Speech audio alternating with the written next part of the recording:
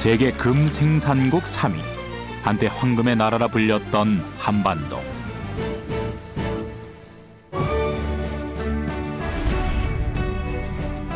하지만 황금의 발견은 우리 민족에게 부국 강병 대신 투기와 수탈이라는 역사를 남겨주었다. 금채굴을 하지 않으면 바보로 취급받던 시대, 한반도 전역은 황금 부자라는 허상에 빠져 있었다. 너도 나도 일확천금, 황금에 미쳐. 황금에 미칠 광자를 써 황금광 시대라 불렸던 1930년대. 우리가 알지 못했던 그 역사의 순간으로 되돌아가 본다.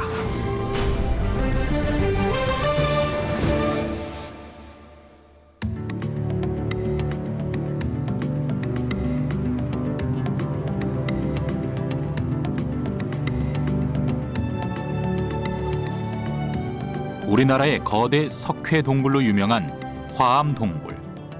하지만 이곳이 과거 금을 캐던 금광산이라는 것을 아는 사람은 얼마나 될까?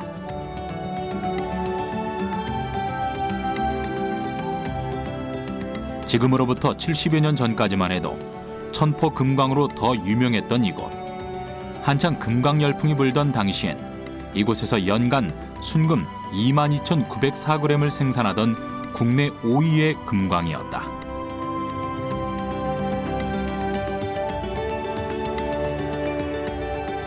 가난한 산촌 마을이었던 이곳은 금광 개발 이후 전국에서 일을 찾아 몰린 사람들로 많은 마을이 형성됐고 지역 경제 역시 화랑을 이루게 되었다.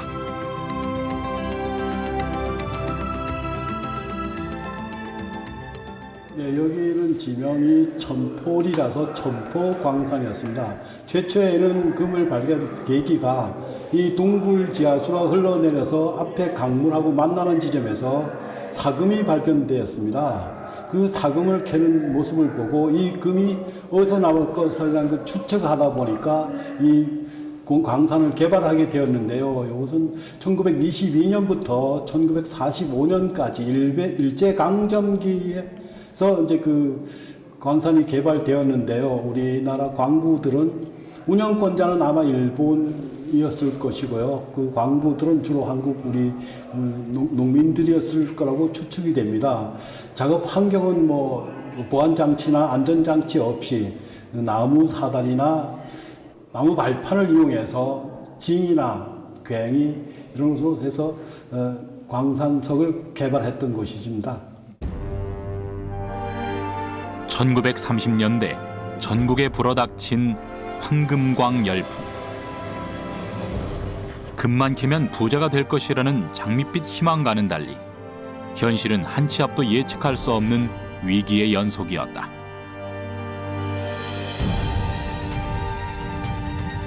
아무런 안전장치 없이 맨몸으로 금을 캐야 했던 당시 광부들의 목숨은 그저 울에 맡길 수밖에 없던 상황이었다. 그래도 내일은 황금 부자가 될 것이라는 희망이 그들에겐 이 괴로운 현실을 버틸 수 있는 힘이 되었다.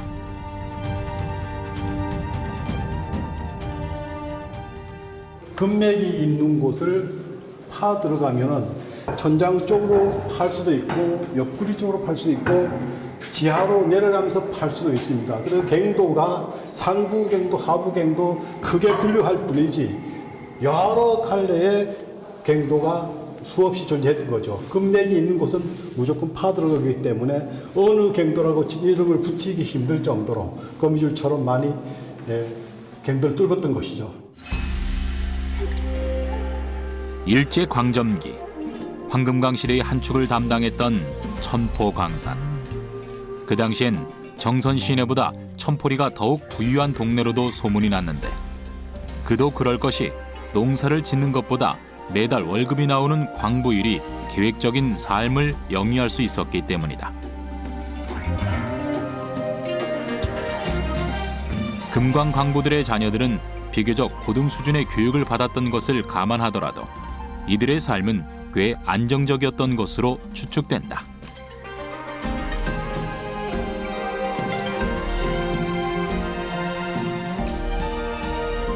하지만 이러한 천포리의 영화도 해방 이후 물거품처럼 순식간에 사라져버리고 말았다. 1945년 해방 이후에 금광이 중단된 사유는 아마 일본인이 광산주였기 때문에 그분들이 돌아가고 나니까 갑작스레 그 관건에 대한 어떤 문제도 있을 것이고 그동안에 그 축적된 기술도 많이 부족하였기 때문에 금광을 계속하지 못하였을 것 같습니다. 경기도 광명시에 위치한 광명동굴.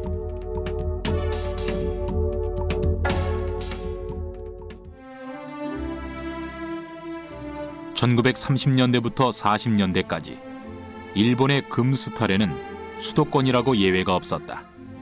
현재는 시민들을 위한 관광동굴로 역할을 하지만 70년대까지만 해도 금을 캐는 가학광산으로 알려져 있었다.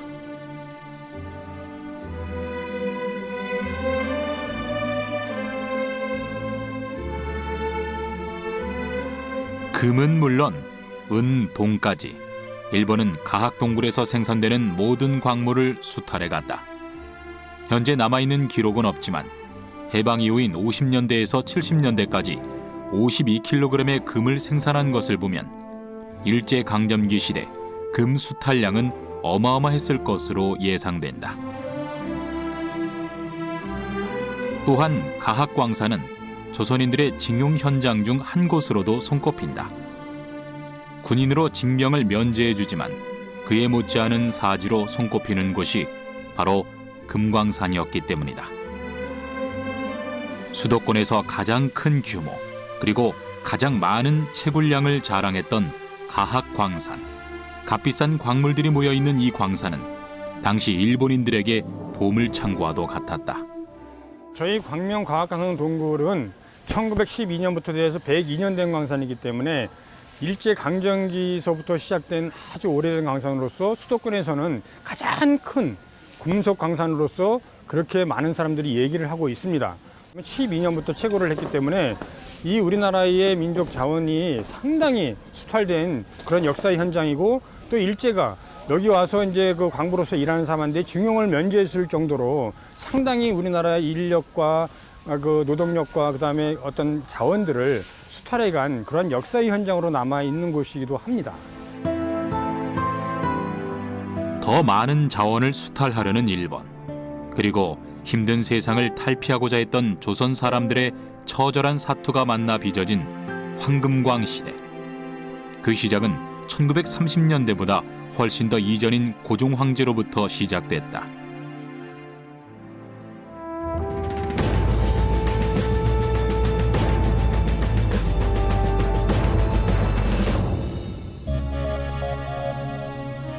하루하루가 풍전등화와도 같았던 조선 고종시대. 이 당시 고종 황제의 결정은 조선을 뒤흔든 50여 년의 역사를 만들어냈다.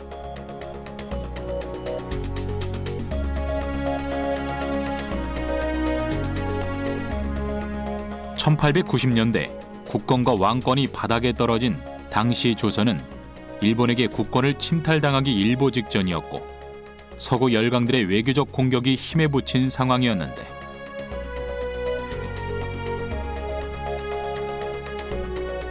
그러던 중 고종 황제는 주치의였던 호러스 알렌에게 그 해답을 찾았다. 일본을 견제하기 위해 알렌을 통해 미국과 우호적인 외교적 관계를 맺는 것. 1882년에 조미수 통상조약으로 미국과 정식으로 수교를 하게 되는데요. 그때부터 오랫동안 미국이 운산금광의 채굴권을 차지하기 위해서 공을 들였습니다. 그리고 알렌은 고종의 어이기도 했기 때문에 알렌이 본격적으로 채굴권을 확보하기 위해서 시도를 하고 나서부터 미국으로 채굴권이 넘어가게 된 거죠. 여기서 고종 황제가 착각한 것이 있다. 일본뿐 아니라 모든 서구 열강은 조선의 국권 침탈을 위해 호시탐탐 노리고 있었던 것이다. 국제 정세에 어두웠던 조선은 서구 열강의 외압을 이기지 못하고 불공정 조약을 다수 맺고 있었다. 이를 빌미로 서구 열강들은 조선을 더욱 압박하는 결과를 낳게 되었다. 우선은 이제 열강들과 맺은 조약에 최해국 조간이라는 게 있어요. 그 최해국 조간이라는 거는 지금 뭐 미국이나 독일하고 맺는 이 조약 내용 속에 좋은 유리한 조건이 안 들어 있어도 다른 외국하고 또 맺을 때 좋은 조건이 있으면 최혜국 조간이라는 그 문구만 넣으면 다 해당되는 걸로 이런 조약 규정이 있습니다. 근데 우리는 그걸 잘 모르고 최혜국 조간이라는 건 그냥 우리가 우호교류에서 최고로 예우한다는 명분으로 느꼈지 실질적으로 이걸 넣는 순간에 여기에 없는 문구도 여기에 없는 혜택도 그것이 자동적으로 보장된다는 건 잘 몰랐어요. 우리가 이제 실리에 조금 어두웠던 거죠. 결국 고종은 서구 열강들에게 우리나라 자원을 자유롭게 개발하고 수탈할 수 있는 권리를 넘기게 된다.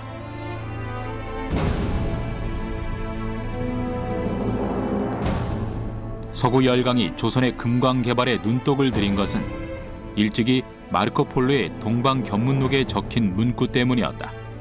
조선과 일본은 황금의 나라이다.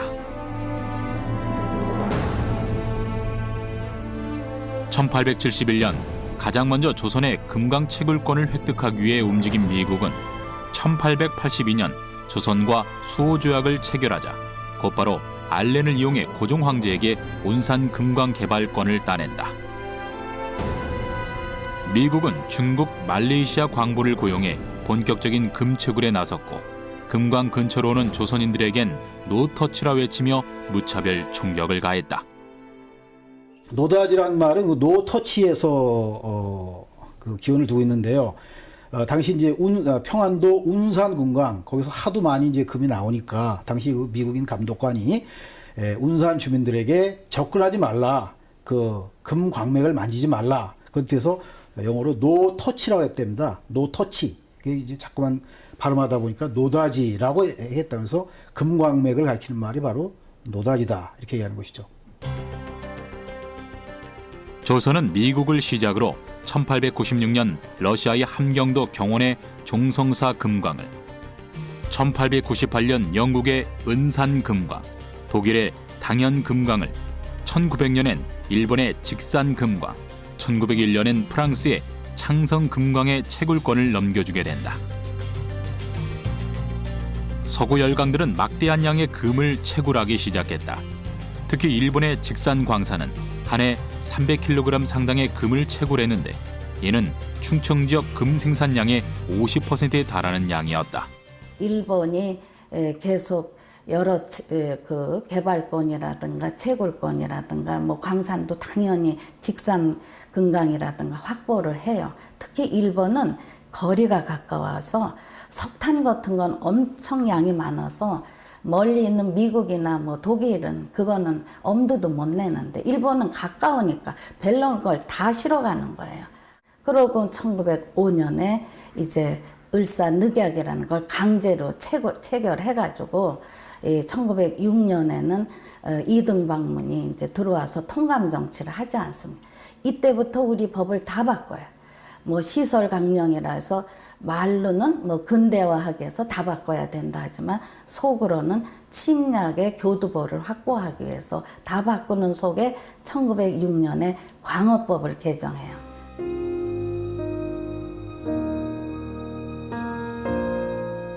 점차 서구 열강들의 기업적 금광이 늘어나자 그 주변엔 일거리를 따라 모인 사람들로 마을이 형성되기 시작했다.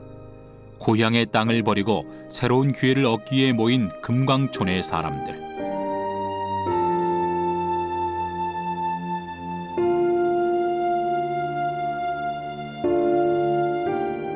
하지만 이들의 삶은 예전이나 지금이나 크게 달라진 것은 없었다. 금광에서 몰래 금을 훔쳐나오지 않는 한 이들은 여전히 궁핍한 삶을 이어갈 수밖에 없었다. 아마 여기 지역 주민들을 가지고는 필요한 인력을 전부 충당하지 못했기 때문에 아마 외지에서도 많이 직업을 구하려고 찾아왔을 것이라고 생각되고요. 여기 현지민보다는 아마 외지인들이 더 많이 광부로 종사했을 것 같습니다. 마을은 사람이 먹고 사는 곳이다 보니 금강촌에 있으면 오일장도 생겨나기 시작했다. 1899년 경기도 1곳, 충청도 6곳, 총 10곳뿐이었던 금강촌 오일장은 6년 뒤인 1905년엔 무려 103곳으로 10배 이상이나 늘어났다. 그만큼 금강촌이 단시간 번성했다는 이야기다.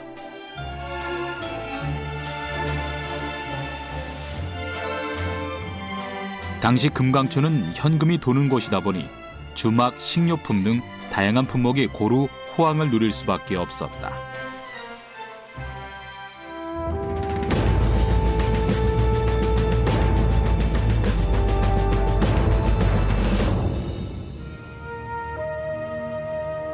고종 황제 이전의 역사만 보더라도 한반도는 금 개발과 채굴을 억제했던 나라였다.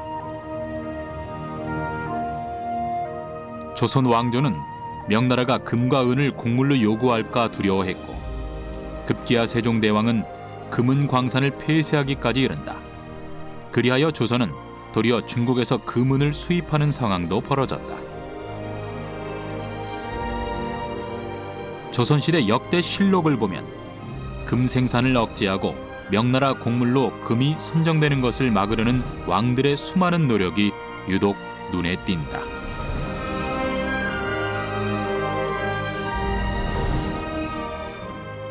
신라 시대부터 서역에까지 알려질 정도로 우리의 특히 금이 유명했지 않습니까? 그러니까 자꾸 이제 조선 시대에 들어서서 이 중국 명나라가 계속 이제 조곡물로서 제일 금, 은을 요구하게 되는 거예요. 근데 이게 우리도 이제 농업사회라 그때는 보통 사금강이거든요. 이 사금강에 노동력이 들어가면 농업에 지장을 많이 받고, 두 번째는 아무리 캐봤자 다 중국에 가 버리면 우리의 실리적인 이득이 없지 않습니까? 그러니까 태종께서 중국에 말하기를 우리는 생각보다 금이 많이 매장돼 있지 않다. 그리고 농업사회이기 때문에 우리가 금을 채굴하는 데는 별로 여력이 없다. 이렇게 하면서 채굴을 이제 금지시킨 거예요. 채굴령을. 삼국시대까지만 해도 고구려, 신라, 백제의 금공예는 해외까지 유명세가 날 정도로 대단했다. 풍부한 금자원에 세밀한 공예 기술이 더해져 그 화려함은 극에 달했는데,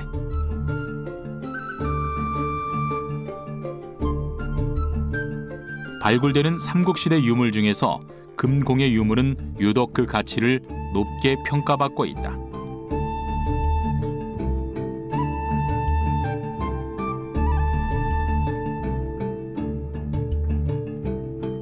철기 시대이면서 왕권이 강했던 삼국시대엔 유독 금관 문화가 발달했다.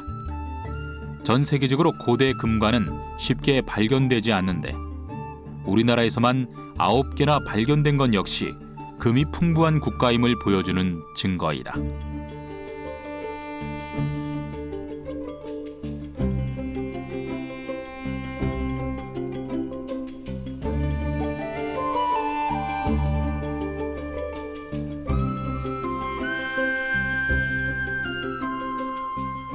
삼국 중 상대적으로 금 매장량이 많았던 고구려는 금 채굴을 자유롭게 하면서 금을 외교적 수단으로 이용하는 일이 잦았다.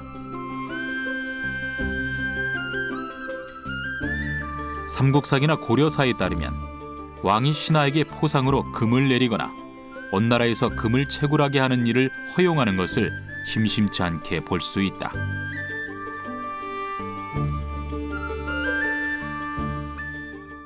세계적으로 고대 금관이 모두 13점인데요.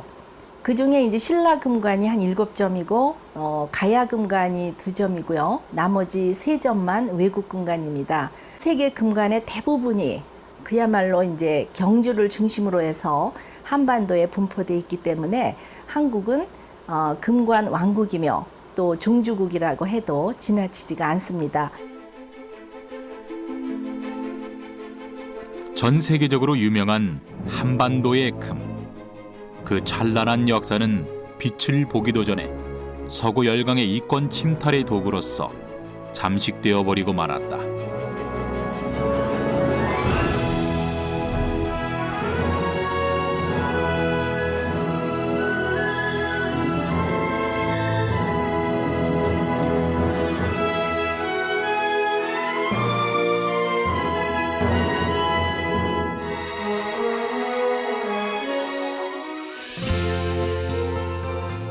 이해부터 우리나라 금채굴 방식은 금광채굴과 사금채취로 이루어졌다. 특히 북에선 금광채굴, 남에선 사금채취가 활발했다. 금광채굴은 금광석 속에 함유된 금 성분을 재련하여 순수한 금을 찾아내는 것으로 많은 인력과 비용이 드는 작업이다.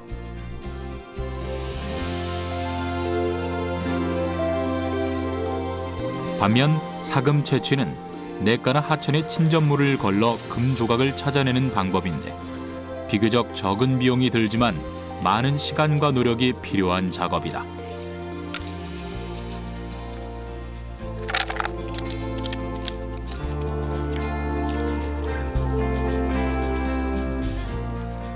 열수나 마그마 같은 것에 의해서 암석 내에 금이 산출되면은 금광석, 소위 말하는 금광상이 되는 거고, 그것들이 풍화 침식을 받아가지고 이 하천을 따라서 이동을 하다가 적절한 곳에서, 금 같은 경우는 상당히 비중이 높고 하기 때문에 이동을 하다가 유속이 떨어지면 이 하천변에 쌓이게 되거나 이렇게 침전을 하게 되는데, 그렇게 되면 그건 사금이 되기 때문에 광물은 본질적으로 똑같다, 이렇게 생각하시면 되겠습니다.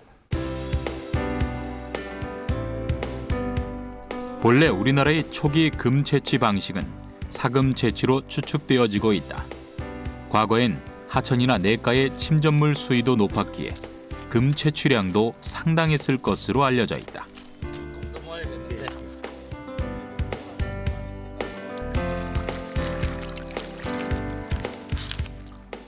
지금 경주 주변의 사금 산출지에서는 성인이 아침부터 저녁까지 꼬박하면 0.4 내지 0.5g을 줄 수 있습니다. 그렇지만 지금 우리가 보는 개천이라고 하는 것은 그 면적이 벌써 4분의 1, 많게는 7분의 1 정도로 줄어들었고, 또 지금 개천 양쪽에 시멘트 축대가 되어 있지 않습니까?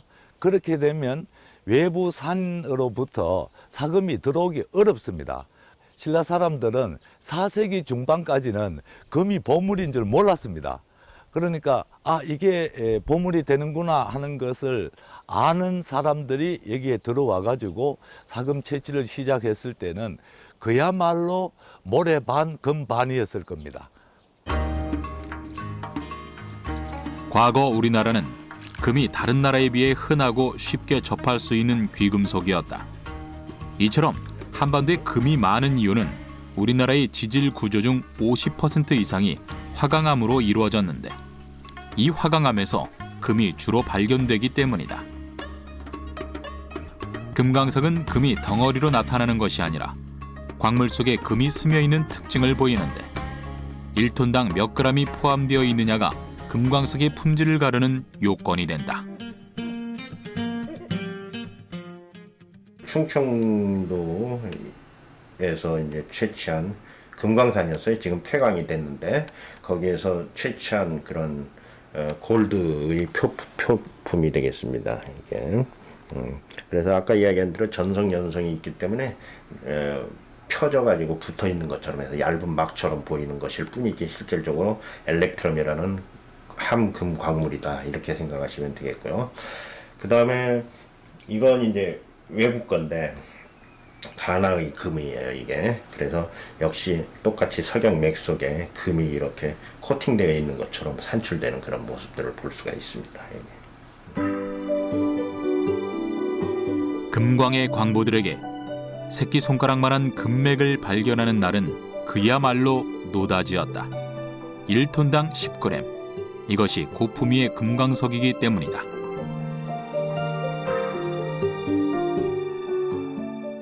그래서 이제 우리가 소위 말하는 품이라는 이야기를 하는데, 그건 암석 내, 단위 암석 내에 몇 g이나 금이 들어있느냐는 이런 무게 단위로 표현을 하는 품위가 있는데, 보통은 우리가 금이 워낙 희유금속이기 때문에, 희소성이 있기 때문에 1톤당, 그러니까 100만 g당 약 10g 정도만 있어도 지금 개발을 해서 충분히 경제성을 낼 수 있습니다. 뭐 불과 한 20년 전만 해도 한 1톤당, 그러니까 100만 g당 3g, 4g만 있어도 개발을 할 정도로 그렇게 희귀한 그런 금속 광물이다, 이렇게 생각하시면 되겠어요.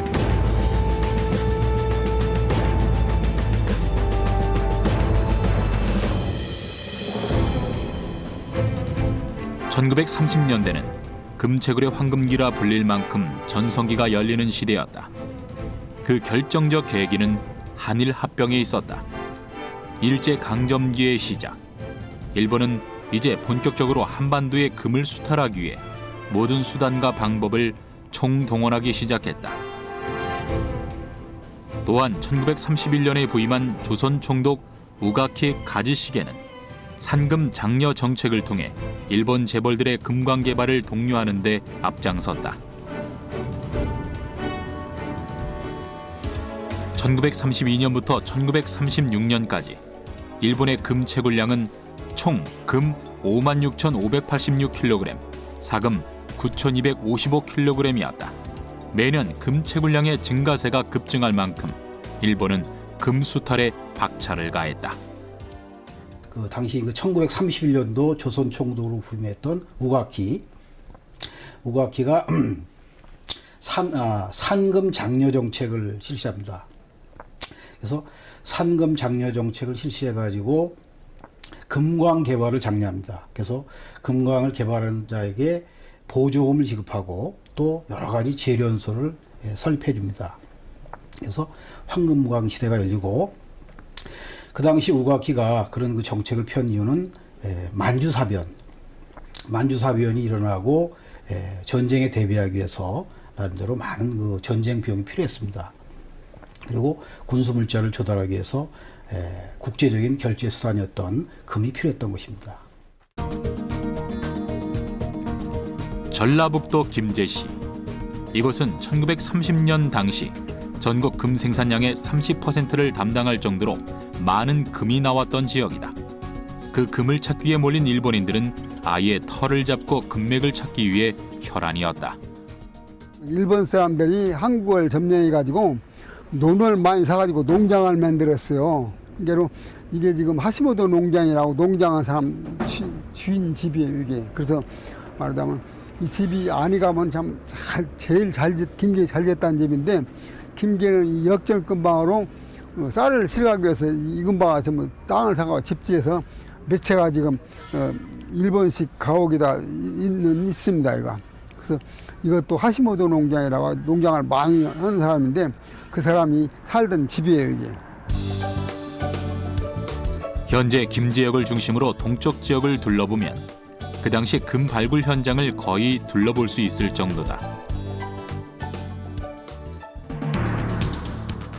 일제 강점기 시대, 김제는 쌀 다음으로 금 수탈이 심했던 지역이다. 김제에서도 금구면, 금산면, 황산면, 복남면이 금채굴의 중심지로 불렸다.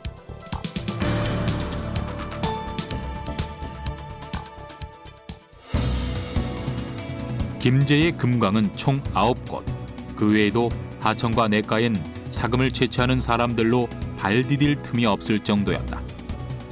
금광 채굴은 김제의 지역 발전에도 큰 영향을 끼치게 된다. 일본은 전국 최초로 전군도로를 김제에 조성했다. 이 모든 것은 김제의 금을 장항 재련소로 옮기려는 목적에서 시작된 것이다. 장항 재련소에서 재련된 금은 군산항으로 이동해 일본으로 넘어가는 경로를 갖추게 되었다.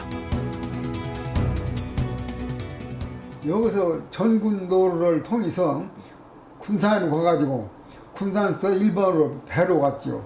그때마다 교통수단 안 했던 게 주로 해운을 이용했거든요. 군산항이 옛날에는 군산시도 아니고 군산군도 아니고 섬이 있어요. 조그마한 섬. 군산도였어요. 군산도. 그러니까 군산으로 해서 일본으로 배가 갔어요. 그러니까 군산이 그래서 일본 사람들이 많이 와서 그것 때문에 살았어요. 쌀도 실어가야 하고 금도 실어가야 하고 목화도 실어가야 하고 모든 걸 다 실어가야 하는 게 군산이 그래서 커진 거예요. 옛날에는 조그마한 섬이었는데. 김제시의 금광과 사금 채취는 모두 모악산을 중심으로 벌어졌다. 산악권에서는 금광석 채굴이, 평야 지역에서는 사금 채취가 이루어졌는데 활발하게 금광석이 채굴되는 금광만도 9곳. 파고 또 파도 끝없이 나오는 금광석에 김제는 당시 금밭으로 유명해졌다. 그와 동시에 이곳에서 기회를 잡기에 몰린 외지인들도 급증했다.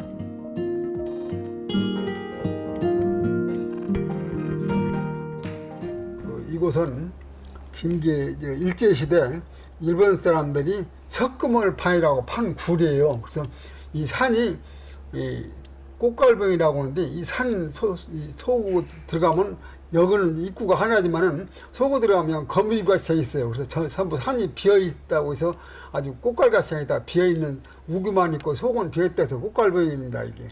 그래서 여기서 일본 사람들 석금을 많이 파갔어요. 1910년만 해도 김제의 광부는 한국인 249명, 일본인 419명, 미국인 22명, 영국인 11명 정도였다. 하지만 해가 거듭할수록 공식적인 광부들의 채굴보다 불법적인 채굴이 늘어나기 시작했다. 밀채굴로 금을 채굴해 한 몫을 잡으려는 외지인들이 성행했기 때문이었다.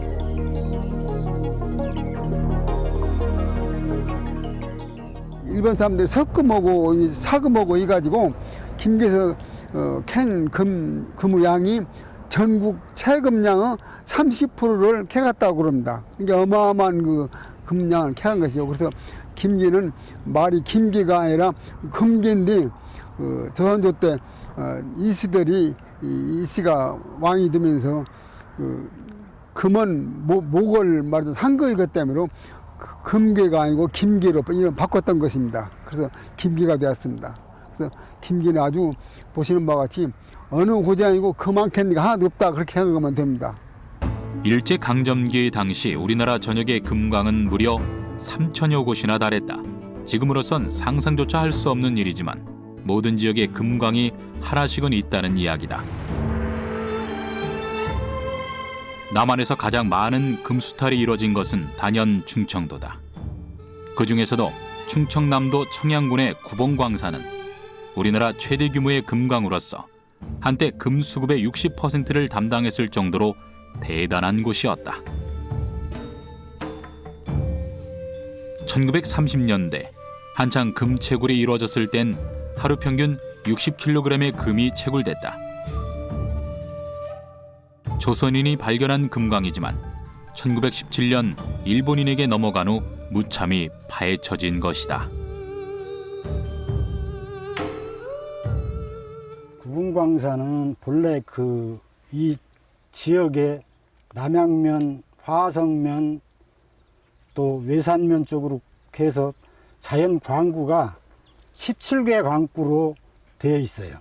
그런데 유독 이 금이 많이 난 광구가 903호라고 이 근처 남양면 구룡리의 근처에 있는 광구고, 여기서 봐서는 구룡리에서 최신부는 저쪽 용마리 쪽에까지 갔어요.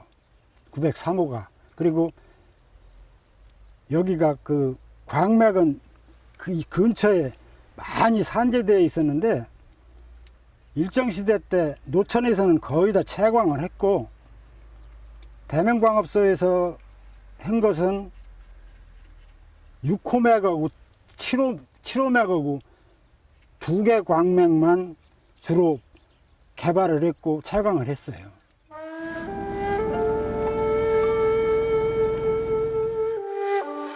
아직도 그날의 흔적이 생생히 남아있는 금광들.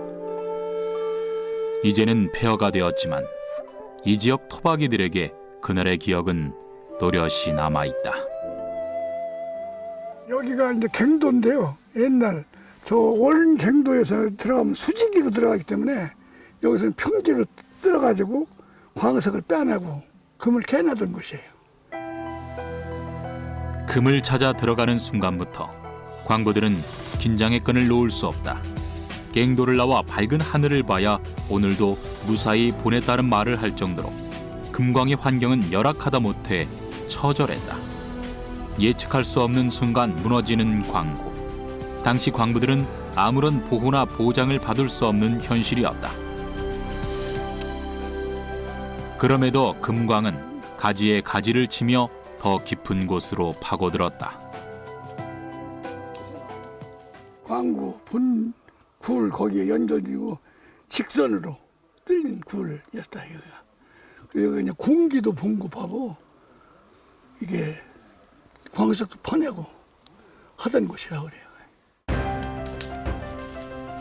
1930년대만 하더라도 이 금광에서 일하는 광부는 2천여 명이 넘을 정도였다. 그만큼 금광의 규모도 크고 수익성도 높았다. 그렇다 보니 이 지역 남양면 시장에서 돈을 못 버는 것은 말이 안 된다는 농담이 나올 정도였다. 많지요. 돈 번 사람들은. 그러니까 여기가 봐서는 남양면이라는 자체가 농촌이면서도 발전을 못한 게 광산에 아무것도 없어도 맨주먹만 갖고 가서 일하면 밥 먹고 사려니까 농사도 열심히 개발을 어떻게 해서 연구를 해가지고 해야 되겠다는 것은 좀 타 지역보다 한참은 뒤떨어졌었죠. 금광의 일이 늘어날수록 마을의 과부도 늘어났다. 당시 폐에 분진이 침착해 생기는 진폐증에 대한 인식이 적다 보니 병에 대한 심각성이나 치료에 대해 전혀 관심을 두지 않았기 때문이다. 그런데 지금 봐서는 그 보건복지부에서 진폐 환자니 뭐니 그 방법이 참 활성화가 돼가지고 많이 혜택을 보고 있는데 구봉광산만 할 때도 70년도 이전만 해도 그 제도가 거의 없었어요. 그러니까 많이 규폐나 진폐를 걸린 사람들이 죽은 사람도 많은데 혜택을 못 받고 죽은 사람도 있고, 그 다음에 그게 이제 활성화가 되면서 산재보험료를 낸 게 근거가 있어야 그 혜택을 받는데 산재보험료 낸 걸 모르니까. 구봉광산의 엄청난 금 매장량은 일본인들의 금채굴 열풍에 더 큰 기름을 들이부었다. 그럼에도 줄지 않는 금채굴. 해방 후에도 구봉광산만은 금채굴이 멈추지 않았을 정도였다. 그러던 어느 날 한 광부의 매몰 사건으로 전 세계의 이목을 집중시키는 일이 벌어졌다.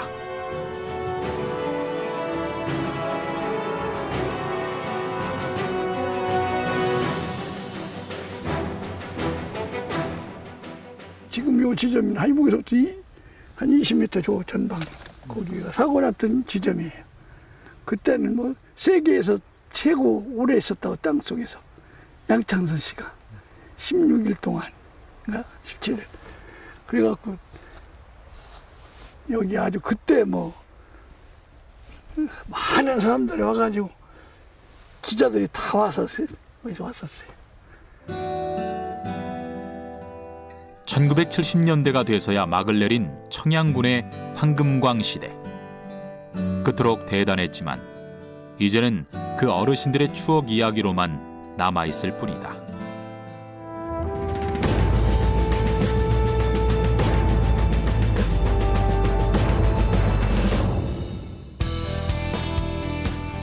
(1930년대엔) 일본의 산금 장려 정책과 함께 조선인들의 금광 개발 열풍도 뜨겁게 달아오르는 시기였다. 빈농에서 금광을 찾아 부자가 된 최창학, 기자에서 언론사 사주가 된 방응호, 평양 제1의 부자 역시 금광에서 돈을 번 황금부자였다. 가난한 농부의 아들로 태어나 배운 것 없이 온갖 잡일을 하며 자라온 최창학은 금맥을 발견하자마자 일약 조선 제1의 부자로 이름을 올렸다. 최창학은 조선의 금광을 찾아 일본인에게 판매하는 방식으로 부를 축적하였는데 그 재물을 유지하기 위해서 일본에 투자하는 것 또한 아끼지 않았다.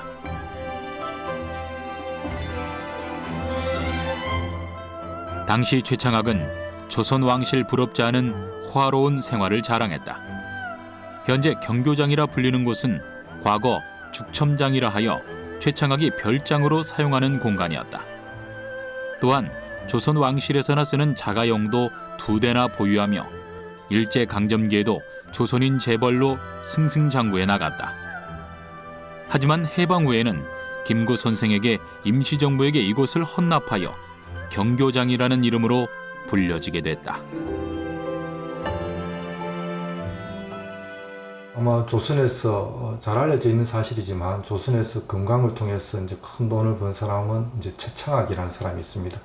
그 사람은 원래는 이제 아주 가난한 그 빈농 출신이고 그리고 이제 금을 캐러 다니던 사람입니다.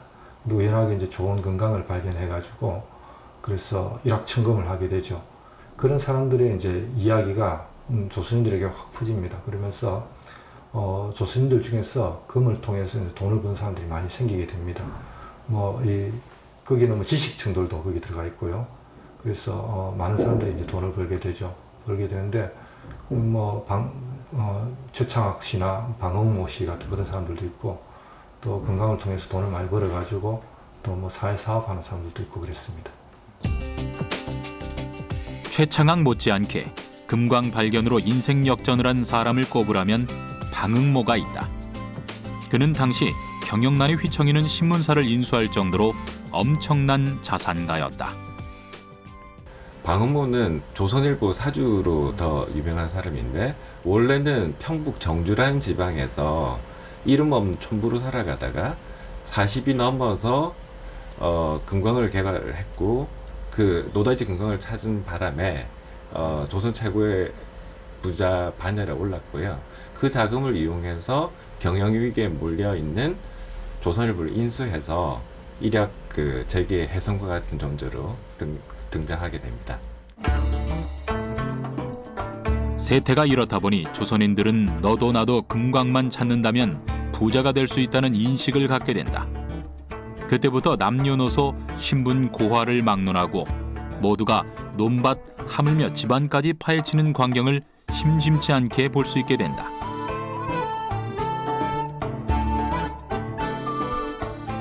짧게는 2년에서 길게는 20여 년까지 금을 찾아 헤매었던 1930년대의 사람들.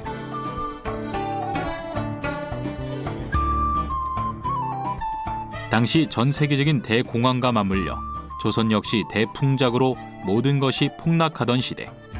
그 와중에도 값이 오르는 금은 이 시대 사람들에게 마지막 희망이었던 것이다.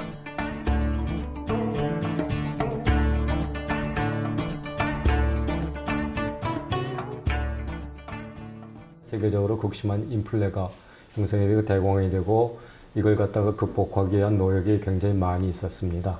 디플레이션이 되면서 금값은 그대로 있는데 다른 물가는 떨어지기 때문에 금은 상대적으로 가치 있는 그런 자산의 역할을 하게 되었습니다.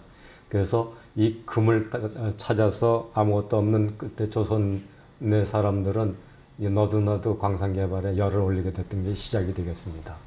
그 후에 30년대에 들어와 가지고서 일본이 다시 금본위제로 되돌아가면서 대외 결제력을 높이기 위해 가지고서 현물로서의 금 확보의 필요성을 느껴서 정책적으로 산금 증산령을 갖다가 정책을 갖다가 피고 그러고서 저품위 광석까지도 보조금을 줘가면서 캐도록 그렇게 유도를 갖다가 했습니다. 지식인들은 이러한 사회적 분위기를 풍자하는 문학 작품을 쏟아냈다. 그 대표작인 소설가 김유정의 작품 노다지. 덮어리는 이렇게 허둥지둥 달려들었다. 노다지하고 풀 죽은 대낙. 척척 휠만치 들여박힌 금. 우리도 인젠 팔자를 고치누누다. 그는 껍적껍적 응동춤이 절로난다. 차만식이나 김유정 같은 작가는 직접 금광을 했던 사람이고요. 김유정의 금 따는 콩밭이라든지 노다지 같은 소설들은 자신의 경험담을 담은 소설입니다. 그리고 차만식은 금의 정렬 같은 장편도 쓸 정도로 직접 금광을 경험했다는 것이 문학 작품으로 탄생한 예도 상당히 많이 남아 있습니다. 노다지 노다지 금 노다지 노다지인지 치킨인지 알 수 없구나. 나오는 노다지는 많이 나오고 지출이만 나오리서 차차차 행여라 차차차 눈깔면 노다지며 어디가 숨었기냐 노다지 들으냐 사랑의 간장을 행여라 차차차 행여라 차 금광개발 열풍이 과열되면서 금광 채굴권을 두고 몇 배로 돈을 불려 판매하거나 가짜 채굴권을 판매하는 등의 사기 행각이 기승을 부렸다. 서민들 사이에서는 금광이 아닌 빈집에서 금을 캐는 금도둑도 많아져 골치를 앓았다. 이 모든 것이 황금광 시대의 현주소였다.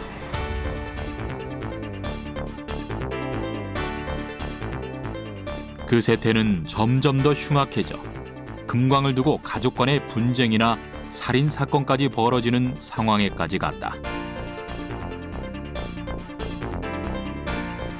이는 황금 만능주의, 사람보다 돈이 먼저인 세상이 도래한 것이다.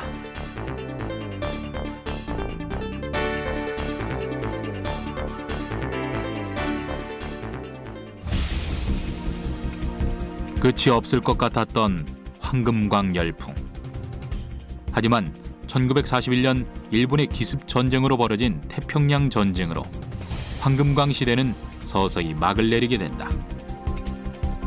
미국은 일본과 독일의 달러와 자금을 동결하고 양국의 군수물자 입수 경로를 차단했다. 이에 일본은 미국산 군수물자를 들일 수 없는 처지에 놓이게 되는데 그 즉시 일본은 기업 정비령을 공포하고 산금 장려 정책을 백지화했다. 1939년에 이제 제2차 세계대전이 이제 발발하게 되고 일본은 1941년 말에 이제 태평양 전쟁을 하게 되는 거죠. 근데 제2차 세계대전이 발발하면서 세계 경제가 굉장히 이제 긴박하게 돌아가면서 무역이 잘 되지 않습니다. 결국 자급자족을 해야 되는 그런 시절이 되는 거죠. 그렇기 때문에 일본으로서도 이전에 이제 금을 갖고 이제 물건을 살 수 있었는데 그것이 아니라 자체적으로 뭔가 원료라든가 이런 걸 해결해야 되기 때문에 금보다는 더 귀한 이제 중요 광물들을 이제 정산하게 되죠. 그렇게 되면서 금에 대한 이제 관심이 점점 멀어지게 되고 마침내 태평양 전쟁 이후가 되면은 사실은 금이 있어도 물건을 살 수 없는 그런 상황이 되어 있기 때문에 결국 이제 1943년에는 금광산을 정비하는 금산 정비령이라는 것을 내리게 됩니다. 그래서 완전히 이제 금광 개발 시대는 끝난다고 볼 수가 있죠. 조선의 황금광 시대는 단순히 부자가 되기 위한 광풍만은 아니었다. 일제강점기 시대, 조선인에겐 살아남기 위해 해야만 했던 마지막 사투와도 같았던 삶의 투쟁이었다. 수탈의 역사, 그 상징이 된 가슴 아픈 역사의 중심이 바로 황금광 시대이다.